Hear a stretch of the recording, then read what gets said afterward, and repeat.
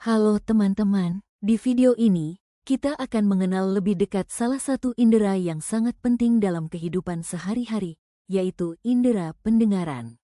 Apa itu indera pendengaran? Indera pendengaran adalah alat tubuh yang digunakan untuk mendengar bunyi. Pada manusia, indera pendengaran adalah telinga. Apa saja kegunaan telinga? Telinga membantu kita mengetahui suara di sekitar, seperti suara orang berbicara, musik, kendaraan, hewan, dan banyak lagi. Dengan telinga, kita bisa berkomunikasi dan tetap aman karena bisa mendengar peringatan atau bahaya. Selain itu, telinga juga dapat menjaga keseimbangan tubuh. Pada percobaan ini, seluruh bunyi terdengar dengan jelas pada semua jarak, baik ketika kedua telinga ditutup maupun ketika hanya satu telinga yang ditutup. Hal ini terjadi karena percobaan dilakukan di ruang kedap suara, sehingga tidak ada gangguan atau kebisingan dari luar.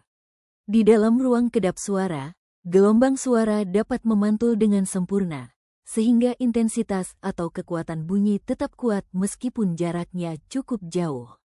Akibatnya, perbedaan jarak maupun kondisi telinga, ditutup atau terbuka, tidak memberikan perubahan yang berarti terhadap kejelasan bunyi. Dari pengamatan ini dapat disimpulkan bahwa lingkungan yang minim kebisingan dan tertutup rapat dapat membuat bunyi terdengar lebih jelas, meskipun jarak berubah atau salah satu telinga ditutup. Halo, di video kali ini saya akan menjelaskan tentang bagian-bagian telinga. Apa itu telinga? Telinga adalah indera pendengaran. Telinga dibagi menjadi 3 bagian. Yang pertama ada telinga bagian luar, yaitu ada daun telinga dan saluran telinga. Daun telinga berfungsi untuk menangkap getaran suara.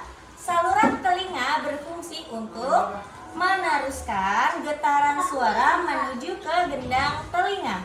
Lalu di telinga bagian tengah terdapat gendang telinga, tulang martil, tulang landasan, dan tulang sanggurdi.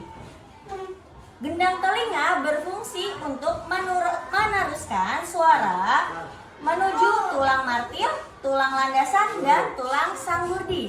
3 tulang ini berfungsi untuk meneruskan suara menuju koklea atau rumah siput.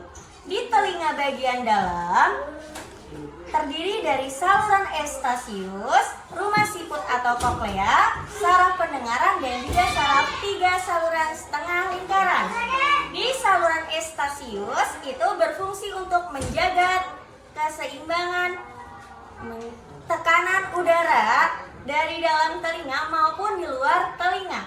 Kemudian rumah siput atau koklea berfungsi untuk meneruskan suara menuju saraf pendengaran. Kemudian saraf pendengaran berfungsi untuk meneruskan suara menuju ke otak.